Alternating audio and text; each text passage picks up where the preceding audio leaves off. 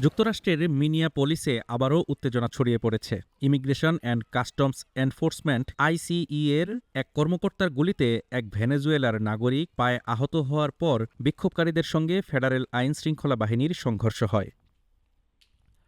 Homeland security বিভাগ জানায়, মিনিয়াপোলিসের উত্তরে এক অভিযানের সময় অবৈধভাবে যুক্তরাষ্ট্রে অবস্থানরত এক ভেনেজুয়েলার নাগরিককে থামানো হলে তিনি পালানোর চেষ্টা করেন।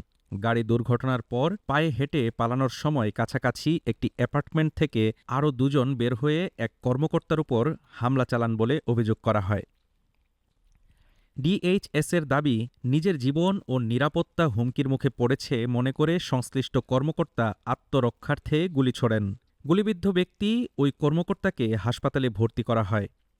কর্তৃপক্ষ জানায়, কারোরই অবস্থা গুরুতর নয়। হামলার অভিযোগে দুইজনকে গ্রেপ্তার করা হয়েছে। এই ঘটনার আগে গত সপ্তাহে মিনিয়াপোলিসে আইসিই কর্মকর্তার গুলিতে ৩৭ বছর বয়সী রেনি নিকোল গুড নিহত হন। তার মৃত্যুকে কেন্দ্র করে শহরজুড়ে বিক্ষোভ ও রাজনৈতিক উত্তেজনা তৈরি হয়। Homeland security secretary Kristi Noem নিহত নারীকে ঘিরে আইসিই কর্মকর্তার অবস্থানকে সমর্থন জানালেও মিনেসোটা গভর্নর টিম ওয়ালজ এসব বক্তব্যকে বিভ্রান্তিকর আখ্যা দিয়ে স্বাধীন ও নিরপেক্ষ তদন্তের আহ্বান জানিয়েছেন। ঘটনাটির তদন্তের দায়িত্ব নিয়েছে এফবিআই। এদিকে মিনেসোটা রাজ্য সরকারসহ মিনিয়াপোলিস ও সেন্ট পল সিটি কর্তৃপক্ষ ফেডারেল অভিযানের বিরুদ্ধে হোমল্যান্ড সিকিউরিটি বিভাগে মামলা করেছে।